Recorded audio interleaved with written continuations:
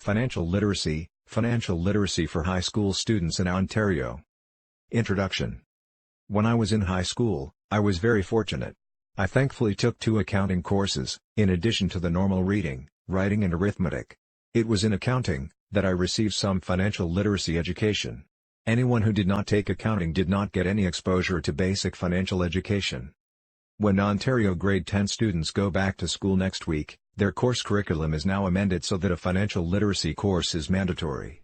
The purpose of this Brandon's blog is to discuss why financial literacy is important and what the new course will offer these students.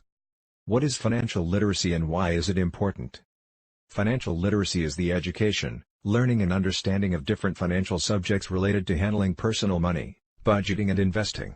This topic focuses on the capability to manage individual finance matters in a reliable way. With such education, people gain an understanding of making suitable decisions about their personal money. Without a basic financial understanding, how can people develop their financial skills? Where will you learn about things such as investing, insurance, budgeting, saving, retired life and income tax concepts? Why is financial literacy important for students? The typical high school curriculum of education and learning is extremely important. People generally do not get specialist education until they are in a career program. To become a medical professional, an auto mechanic or web developer requires specialist education for career success. The one area of education that is generally missing to equip our youth to be able to make smart economic decisions in their lives is proper financial education. Our society values money and entrepreneurship, yet for some reason, our institutions appear to assume you will somehow just know or pick up the proper financial skills to succeed. Perhaps if there was a mandatory financial education system in place, we would see the gap between the rich and poor lessen.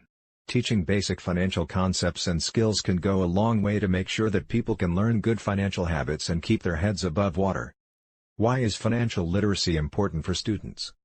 The Ontario curriculum for grade 10 career studies for the first time this school year will include a section on financial literacy. The provincial government believes that it is important for students to understand budgeting and financial management. I applaud this effort. The education system's overall expectation is that students will get an understanding of responsible monitoring of financial resources and of services readily available to support their financial proficiency as they prepare for post-secondary life. This is an excellent thing. I remember my first day at university. Day 1, all the banks have tables to entice students to sign up for a new credit card. Young adults who have student loans and have never been exposed to financial management courses will now have the ability to take on more debt. Not a good thing. The specific expectations are that students will learn the principles of financial responsibility, evaluate the advantages of a variety of financial savings options, explore financial planning tools available with banks and other sources. What are the 3 main components of financial literacy? The 3 main components that the new financial literacy piece to career studies program will cover are: financial responsibility, set up and follow a budget, sensibly handling bill payments and using credit wisely, understanding the difference between knowing the difference between a bank and a credit union, managing their very own bank accounts, defending themselves against monetary scams and fraud. Financial savings choices, types of interest-bearing accounts and their associated rate of interest, tax-free savings accounts, TFSAs, registered retirement savings plans, RRSPs. Different kinds of borrowing and their advantages and disadvantages. Federal government student loans. Provincial government student financings, such as those available with the Ontario Student Assistance Program, OSAP. Loans or bursaries from their local cities and towns. Personal, unsecured loans from a financial institution, be it a chartered bank or a credit union. Lines of credit, credit card and overdraft products. Recognizing the benefits and disadvantages of the numerous kinds of credit products. How the responsible use of a credit card can boost an individual's credit score ranking. How improper use of the same credit card can hamper a person's credit score ranking. That the proper use of bank loans can allow a person to pay for a costly item, such as a car or home. How the improper use of loans and excessive debt can lead to a poor credit rating, money troubles and even insolvency and bankruptcy.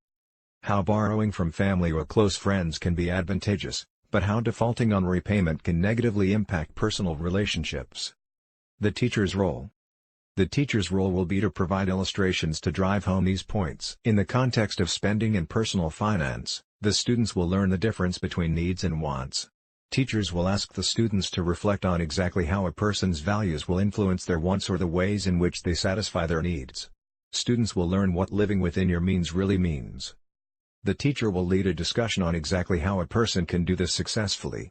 Students will consider what the impact on a person will be from not paying expenses promptly and from using numerous credit cards. Students will learn the benefits of beginning to save at a young age. They will be exposed to the advantages of then having a formal financial savings plan. All this will naturally lead to a realization that budgeting for both short-term objectives, such as purchasing clothes, differs from budgeting for long-term goals, such as buying and maintaining a car. Students will also learn about the different types of savings vehicles as well as debt products. They will also learn the proper use of debt. In my view, the students will learn about the three most important parts of any financial literacy program. 1. Proper budgeting techniques. 2. The importance of saving from an early age and the various savings vehicles available. And 3. Debt and how to use it properly. Summary. Hopefully, by exposing grade 10 students to these concepts, they will be motivated to keep learning and using proper financial management techniques. My hope is that more students will come out of high school and begin their post-secondary career, whatever that may be, by having better financial management skills, and therefore fewer people will be able to stay clear of insolvency. Are you on the edge of insolvency? Are bill collectors hounding you? Are you ducking all your phone calls to the point where your voicemail box is always full? If so, you need to call me today. As a licensed insolvency trustee, formerly called a trustee in bankruptcy, we are the only professionals licensed, recognized as well as supervised by the federal government to give insolvency assistance. We are also the only authorized party in Canada to apply remedies under the Bankruptcy and Insolvency Act, Canada. I can definitely help you to choose what is best for you to free you from your financial debt issues. Call the Ira Smith team today so we can get free you from the stress, anxiety, and discomfort that your cash issues have created. With the distinct roadmap we establish simply for you, we will without delay return you right into a healthy and balanced problem-free life, starting now.